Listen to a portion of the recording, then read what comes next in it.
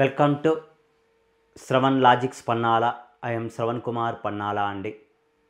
మనము ఈరోజు క్లాస్లో ఎకనామిక్స్కి సంబంధించినటువంటి కొన్ని మల్టిపుల్ చాయిస్ క్వశ్చన్స్, కంప్లీట్గా ఇండియన్ ఎకనామిక్స్కి సంబంధించినటువంటి మల్టిపుల్ చాయిస్ క్వశ్చన్స్ గురించి డిస్కషన్స్ చేద్దాం. ఇది తెలంగాణ వారికి, ఏపీ వారికి ఇద్దరికీ యూస్ఫుల్ అయ్యేటువంటి యూట్యూబ్ క్లాస్ అండి. ఓకే, ఒక ప్రశ్న చూద్దాము. కోశ బాధ్యత మరియు బడ్జెట్ నిర్వహణ చట్టం ఈ క్రింది దానిలో పనిచేయదు అని ఇచ్చాడు. ఓకే, కోశ బాధ్యత. ఓకే, తెలుగులో అర్థం కాలేదు, వెంటనే ఇంగ్లీష్లోకి వెళ్ళిపోండి. ఎఫ్ఆర్బిఎంఏ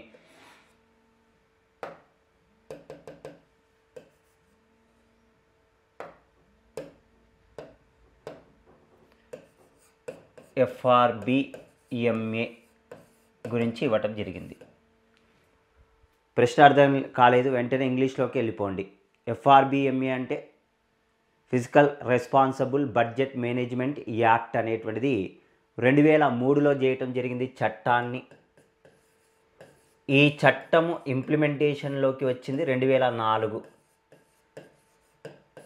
ఇందులో 4 పాయింట్స్ ఇచ్చాడు, ఇందులో ఒకటి కాదు అని ఇచ్చాడు. ఈ క్రింది వానిలో దేనిని చేయదు అని ఇచ్చాడు. ఫస్ట్ది కోశ మరియు రెవెన్యూ లోటును పరిమితి విధించటము. సెకండ్ వన్, బడ్జెట్తో పాటుగా కొన్ని దృష్టికోణ స్టేట్మెంట్స్ సభ ముందు పెట్టాలని నిబంధన విధించటము. లోటులో లక్ష్యాలను సాధించడంలో విఫలము అయితే జరిమానా విధించే నియమాన్ని కలిగి ఉండటము. కేంద్ర మరియు రాష్ట్ర స్థాయిల్లోనూ వర్తించటము. ఓకే, ఎఫ్ఆర్బిఎంఏ యొక్క మెయిన్ టార్గెట్ ఏంటండి అంటే కోశలోటు మరియు రెవెన్యూ లోటు మీద పరిమితి విధిస్తుంది. ఇది కరెక్టేనండి. సెకండ్, బడ్జెట్తో పాటు కొన్ని స్టేట్మెంట్స్ స్టేట్ గవర్నమెంట్కి మరియు సెంట్రల్ గవర్నమెంట్ కూడా విధిస్తుంది. కరెక్టేనండి. కేంద్ర మరియు రాష్ట్ర స్థాయిల్లోనూ వర్తించటము. ఈ 3 కూడా క్లియరేనండి. మరే లోటులో లక్ష్యమును సాధించడంలో విప్లవము అయితే జరిమానా విధించే నియమాన్ని కలిగి ఉండటం. ఇది కాదండి, జరిమానా అనేటువంటిది విధించదు. మూడవది ఆన్సర్ తప్పు అండి. మనకు ఎఫ్ఆర్బిఎంఏ మీద అధ్యయనం చేసినటువంటి ఆర్థికవేత్త కూడా ఎన్కే సింగ్ ఉన్నాడండి. నందకిషోర్ సింగ్ అధ్యయనం చేయటం కూడా జరిగింది. ఓకే, నెక్స్ట్ మన పీక్యూఎల్ఐ మీద ఇచ్చాడు. భౌతిక జీవన ప్రమాణ సూచికకు సంబంధించి క్రింది వాక్యాలను చదవండి. దీనిని డేవిడ్ మోరిస్ అండి. డేవిడ్ మోరిస్ అభివృద్ధి చేశాడు. నెక్స్ట్, మానవాభివృద్ధిని కొలిచేటువంటి సాధనాలలో ఇది ఒకటి. భౌతిక జీవన ప్రమాణ సూచిని కొలవటానికి జీవన ప్రమాణము, ఆరోగ్యము మరియు విద్య అనేటువంటి 3 ప్రమాణాలను ఆధారంగా తీసుకుంటుందని ఇచ్చాడు. ఇందులో సరి అయిన అంశాలు ఇవి. Okay, PQLI physical quality of life ఇండెక్స్ను డేవిడ్ మోరిస్ 1979వ సంవత్సరంలో రూపొందించాడు. ఇందులో మొదటిది మెరుగైన జీవన ప్రమాణాలు, ఫస్ట్ది. నెక్స్ట్ వన్ అండి ఎడ్యుకేషనల్, విద్య అనేటువంటి అంశం తీసుకున్నాడు. మనకు విద్య లిటరసీ రేట్ అనేటువంటిది తీసుకున్నాడు. నెక్స్ట్ ఐఎంఆర్ను తీసుకోవటం జరిగిందండి. ఐఎంఆర్ శిశు మరణాల రేటును తీసుకున్నాడు. ఆరోగ్యము అనేటువంటిది లేదండి, దీని ప్లేస్లో ఐఎంఆర్ శిశు మరణాల రేటును తీసుకోవటం జరిగింది. అంటే ఇందులో ఏబి అనేటువంటిది కరెక్ట్ ఆన్సర్స్ అండి. First second correct answers. Next one, మరొక ప్రశ్న గురించి డిస్కషన్స్ చేద్దాము. భారతదేశంలో స్థాపించబడిన నీతి ఆయోగ్కి సంబంధించినది క్రింది అంశాలను పరిశీలించండి. ఓకే, విమర్శనాత్మక, దిశాత్మక, వ్యూహాత్మక మౌలిక సలహాలను అభివృద్ధి ప్రక్రియను అందించడానికి నీతి ఆయోగ్ను ఏర్పాటు చేశారు. భారతదేశంలో సహకార సమైక్య వ్యవస్థను ప్రోత్సహించడానికి, బలపరచడానికి, రూపొందించడానికి ఇది తోడ్పడుతుంది. భారతదేశానికి పంచవర్ష ప్రణాళికలను రూపొందిస్తుంది. ఒప్పందాల ద్వారా పరిజ్ఞానాన్ని, నవకల్పనను, వ్యవస్థాపనకు మద్దతును ఈ సంస్థ కల్పిస్తుంది అని ఇవ్వటం జరిగింది. ఓకేనండి, భారతదేశంలో నీతి ఆయోగ్ అనేటువంటిది ఎప్పుడు ఏర్పాటు చేయటం జరిగిందండి అంటే ప్రణాళికా సంఘము స్థానంలో నీతి ఆయోగ్ను 1 జనవరి 2015 ఏర్పాటు చేయటం జరిగింది.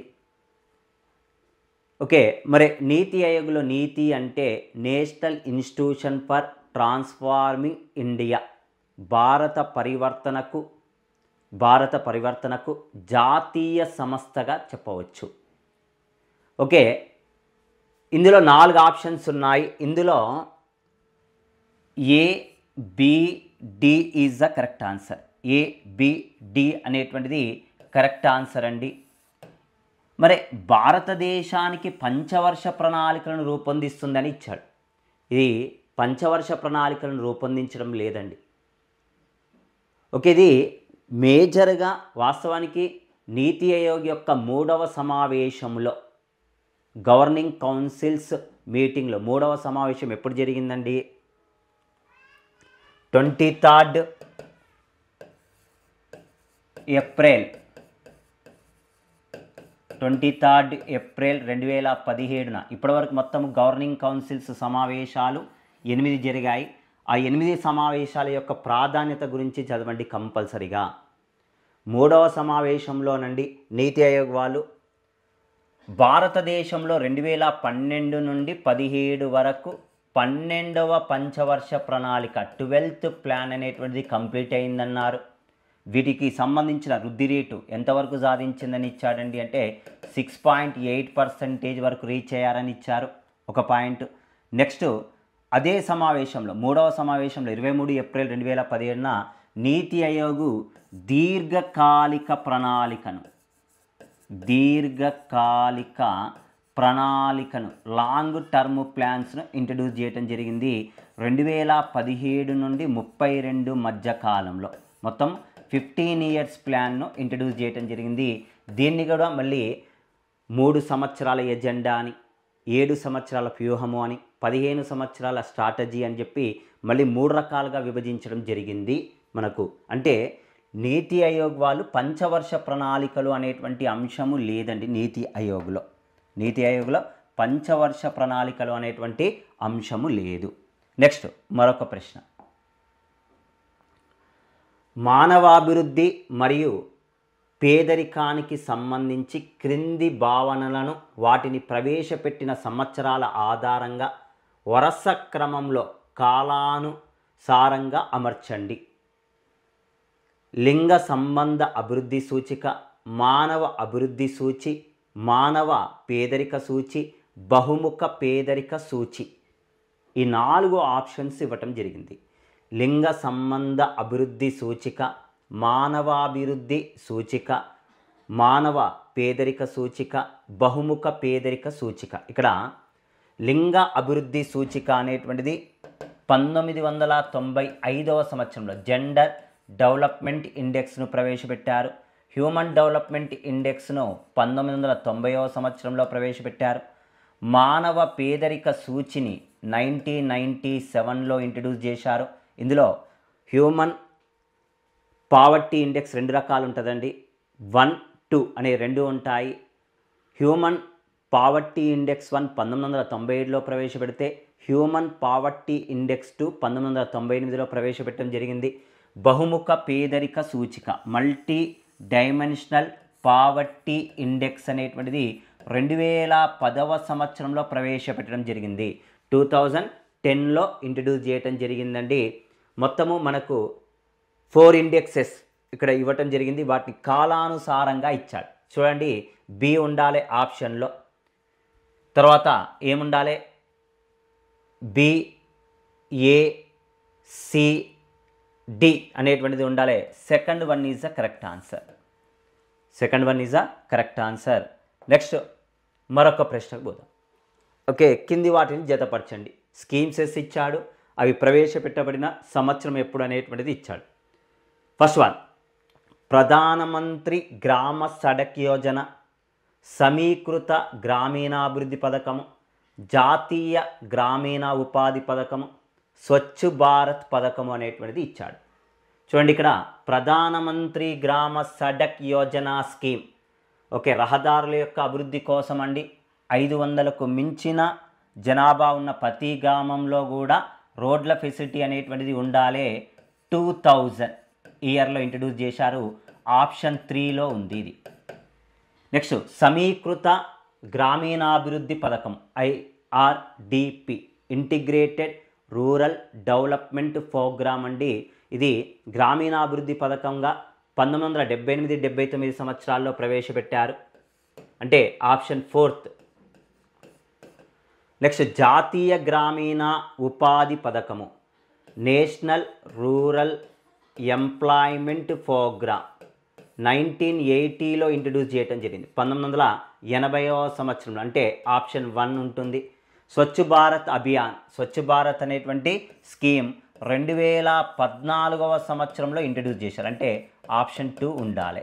చూసుకోండి, ఇక్కడ ప్రధానమంత్రి గ్రామ సడక్ యోజన అనేటువంటిది 3 ఆప్షన్ ఉండాలి. ఇక్కడ 2 ఉన్నాయి, 3 ఆప్షన్లు, ఫస్ట్ అండ్ సెకండ్. నెక్స్ట్, సమీకృత గ్రామీణాభివృద్ధి పథకం 4th ఆప్షన్లో ఉండాలి, ఫస్ట్ సెకండ్ ఉన్నది.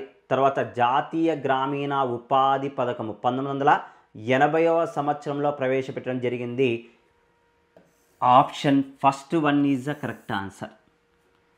స్వచ్ఛ భారత్ అభియాన్ అనేటువంటిది 2014వ సంవత్సరంలో ప్రవేశపెట్టడం జరిగింది. First 1 is the correct answer అండి. నెక్స్ట్ వన్, మరొక ప్రశ్న గురించి చూద్దాం. పంచవర్ష ప్రణాళిక, దాని వ్యవధి ఆధారంగా జాబితా ఏను జాబితా బితో జతపరచండి. జాబితా ఏ, జాబితా B, rolling plans, second 5 years plan, okay, వార్షిక ప్రణాళికలు, 5వ పంచవర్ష ప్రణాళిక అనేటువంటిది ఇవ్వటం జరిగింది. అవి ఇయర్స్ను బేస్ చేసుకొని ఇచ్చాడు. ఇండియాలో రోలింగ్ ప్లాన్స్ ఎప్పుడండి ఇంట్రడ్యూస్ చేయడం జరిగిందంటే 1978-80 సంవత్సరాల్లో. ఆప్షన్ ఏలో 2 ఉండాలి. ఓకే, ఇండియాలో రోలింగ్ ప్లాన్ను ఇంట్రడ్యూస్ చేయబడినటువంటి గవర్నమెంట్ ఏదండి అంటే జనతా ప్రభుత్వం అండి. మనకు జనతా ప్రభుత్వం అనగానే గుర్తు రావాల్సినటువంటి పాయింట్స్ గన్ షాట్గా గుర్తుపెట్టుకోండి. భారతదేశంలో తొలిసారిగా కాంగ్రెసేతర ప్రభుత్వముగా అధికారంలోకి వచ్చింది జనతా ప్రభుత్వము. నెక్స్ట్, మన ఇండియాకి స్వతంత్రము వచ్చిన తర్వాత తొలిసారిగా డిమానిటైజేషన్, పెద్ద నోట్లను రద్దు చేసిన ప్రభుత్వము కూడా జనతా ప్రభుత్వమే. స్వతంత్రము రాకముందుకు 1946వ సంవత్సరంలో ఒకసారి బ్రిటన్ గవర్నమెంట్ పెద్ద నోట్లను రద్దు చేసింది. స్వతంత్రం వచ్చిన తర్వాత 1978లో జనతా ప్రభుత్వము మొరార్జీ దేశాయ్ ప్రధానమంత్రిగా ఉన్నప్పుడు నోట్లను రద్దు చేసింది. ఇప్పుడున్నటువంటి మహాత్మా గాంధీ జాతీయ గ్రామీణ ఉపాధి హామీ పథకాన్ని 1977వ సంవత్సరంలో పనికి ఆహార పథకముగా ఇండియాలో ప్రవేశపెట్టిన మొదటి ప్రభుత్వం కూడా జనతా ప్రభుత్వమే. పంచవర్ష ప్రణాళికలకు బదులుగా నిరంతర ప్రణాళికలు, రోలింగ్ ప్లాన్స్ను ప్రవేశపెట్టినటువంటి ప్రభుత్వం కూడా జనతా ప్రభుత్వమే. భారతదేశంలో చిన్న పరిశ్రమలకు అధిక ప్రాధాన్యత ఇచ్చినటువంటి ప్రభుత్వము కూడా జనతా ప్రభుత్వమేనండి. మనకు జనతా ప్రభుత్వం అనగానే ఈ పాయింట్స్ మొత్తం కూడా ఐడెంటిఫికేషన్ చేసుకోండి. నెక్స్ట్, సెకండ్ 5 years ప్లాన్ ఎప్పుడండి అంటే 1956 నుండి 61 మధ్యలో ఉంది. 4th ఆప్షన్లో ఉండాలి. వార్షిక ప్రణాళికలు, ఇండియాలో మొదటిసారిగా వార్షిక ప్రణాళికలు ఎప్పుడొచ్చాయండి? ప్లాన్కి గ్యాప్ వచ్చింది 1966 నుంచి 69, అంటే 3rd ఆప్షన్. ఇక్కడ 3వ పంచవర్ష ప్రణాళికలో 2 దేశాలతో యుద్ధాలు జరిగాయి, 2 ప్రధానులు మరణించడం జరిగిందండి. 1962వ సంవత్సరంలో చైనాతో యుద్ధము, 1962వ సంవత్సరంలో చైనాతో యుద్ధం జరిగింది. 1965లో పాకిస్తాన్తో యుద్ధం జరిగింది. 1964లో జవహర్లాల్ నెహ్రూ, 1966వ సంవత్సరంలో అప్పుడు ఉన్నటువంటి ప్రధానమంత్రి అయినటువంటి లాల్ బహదూర్ శాస్త్రి, ఇద్దరు ప్రధానులు కూడా పదవిలో ఉంటూ మరణించారు. దీంతో మనకు ప్లాన్ గ్యాప్ అనేటువంటిది రావటం జరిగింది. 5 ఇయర్స్ ప్లాన్, 5వ పంచవర్ష ప్రణాళిక. ఒక సంవత్సరము ముందుగా రద్దయిన ప్రణాళిక ఏదండి అంటే 5వ ప్రణాళిక 1974 to 79 ఉండాలి. 78లోనే రద్దు కావటం జరిగిందండి ఈ ప్రణాళిక. అంటే first one is the correct answer. ఇక్కడ చూడండి, ఏలో 2 ఉండాలి, బిలో 4 ఉండాలి, సిలో 3 ఉండాలి, డిలో 1 ఉండాలి. Option first one is the correct answer. Next one, భారతదేశంలో 1992-93 సంవత్సరాలలో సరళీకృత విదేశీ మారక రేటు పద్ధతిని ప్రవేశపెట్టినది. రూపాయి పూర్తి మార్పిడి పద్ధతి, విదేశీ మారక పూర్తి మార్పిడి, రూపాయి పాక్షిక మార్పిడి, డాలర్ పాక్షిక మార్పిడి. ఇది గన్ షాట్ అండి. చూడండి, ఒకవేళ అర్థం కాలేదు, LERMS అనేటువంటిది ఇచ్చాడు. Liberation exchange rate management system అని అంటారు. దీనిని మొట్టమొదటిసారిగా మనకు బ్యాలెన్స్ ఆఫ్ పేమెంట్లో కరెంట్ అకౌంట్ ఉంటుంది, క్యాపిటల్ అకౌంట్ అనేటువంటిది ఉంటుంది. కరెంట్ అకౌంట్లో పాక్షికంగా రూపాయి మార్పిడి పద్ధతి విధానానికి మొదటిసారిగా పివి నరసింహారావు ప్రధానమంత్రిగా ఉన్నప్పుడు రావటం జరిగింది. ఇది రూపాయి పాక్షిక మార్పిడి పద్ధతి. అందులోనే ఉంది ఆన్సర్. వాస్తవానికి ఇది అందులోనే ఆన్సర్ ఉందండి. రూపాయి పాక్షిక మార్పిడి పద్ధతి అంటారు. ఇప్పుడు కరెంట్ అకౌంట్కి రూపాయి మార్పిడి పాక్షిక పద్ధతి కాదండి, పూర్తి స్థాయిలో ఇవ్వటం జరిగింది. ఓకే, అదేవిధంగా మరొక ప్రశ్న గురించి చూద్దాం. క్రింది వాటిలో 1991 కొత్త ఆర్థిక విధానమును గురించి ఏది నిజము? ఓకే, కొత్త ఆర్థిక విధానం అన్నాడు. నూతన ఆర్థిక సంస్కరణలు అండి. LPG విధానం గురించి ఇచ్చాడు ప్రశ్న. డాక్టర్ మన్మోహన్ సింగ్ 1991 కొత్త ఆర్థిక విధానాన్ని ప్రవేశపెట్టినప్పుడు భారత ప్రధానిగా ఉన్నాడు. 1991 కొత్త ఆర్థిక విధానాన్ని ప్రవేశపెట్టినప్పుడు ప్రణబ్ ముఖర్జీ భారతదేశ ఆర్థిక మంత్రిగా ఉన్నాడు. ఈ రెండు తప్పేనండి, ఈ రెండు కూడా తప్పే. ఏ మరియు బి అనేటువంటివి రెండు కూడా ఈ క్రింది వాటిలో ఏది నిజమని ఇచ్చాడు. ఏది కాదు, ఎంపికలో ఏ బి రెండు కూడా కాదండి, ఏది కాదు అని చెప్పొచ్చు. ఫోర్త్ వన్, ఏది నిజము కాదు. ఓకే, మరి ఇక్కడ చూసినట్లయితే మనకు 1991వ సంవత్సరంలో LPG నమూనా ప్రవేశపెట్టినప్పుడు ప్రధానమంత్రిగా మన తెలుగు తేజం పివి నరసింహారావు, తెలుగు తేజం అయినటువంటి పివి నరసింహారావు గారు ఉన్నారండి ఇక్కడ ప్రధానమంత్రి. ఇక్కడ సౌత్ ఇండియా నుంచి తొలిసారిగా ప్రధానమంత్రి అయినటువంటి పర్సన్ ఎవరండి, వ్యక్తి ఎవరండి అంటే పివి నరసింహారావు అండి. ఉమ్మడి ఆంధ్రప్రదేశ్లో తెలంగాణ నుండి తొలిసారిగా ముఖ్యమంత్రి అయినటువంటి వ్యక్తి కూడా ఎవరండి అంటే పివి నరసింహారావే.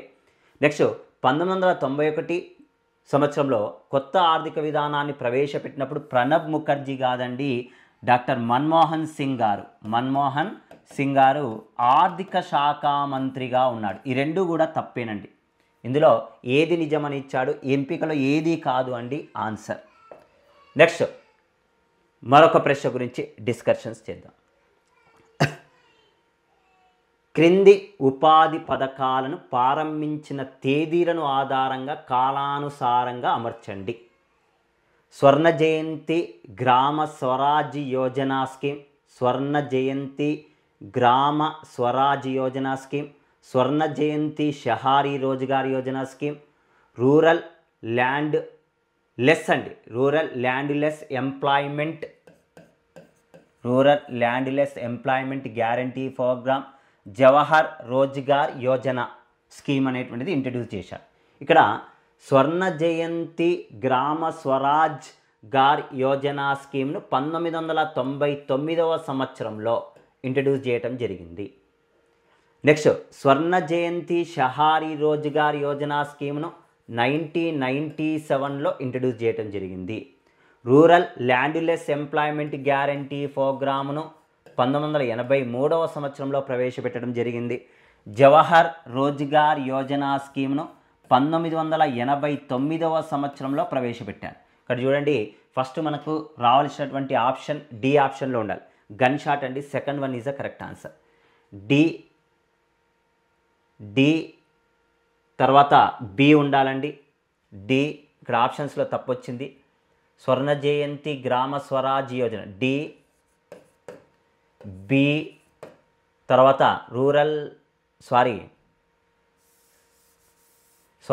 సి ఉండాలి ఆప్షన్లో. ఫస్ట్ది సి, తర్వాత 1983, తర్వాత వచ్చేటటువంటి 1989 డి ఉండాలి. నెక్స్ట్ వన్ 1997 బి, తర్వాత A. Okay, fourth one is the correct answer. Correct answer అండి. ఇక్కడ 4 ఆప్షన్స్లో ఇయర్ వైజ్గా ఇక్కడ స్టూడెంట్స్ చాలామంది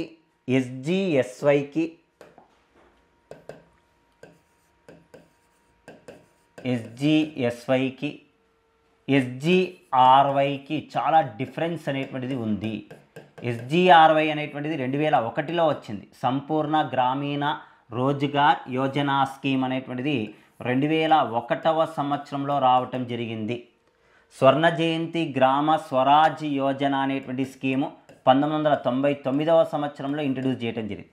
ఈ రెండిటికి మధ్య డిఫరెన్స్ ఏదో చూసుకోండి. మనకి ఈ స్కీమ్ అనగానే ఎస్జిఆర్వై అంటే సంపూర్ణ గ్రామీణ రోజ్గార్ యోజన అంటే ఫుడ్ ఫర్ వర్క్ అనేటువంటి స్కీమ్ గుర్తు రావాలి. ఇప్పుడు ఇది ప్రస్తుతానికి Mahatma Gandhi national rural employment guarantee ప్రోగ్రామ్గా మారింది.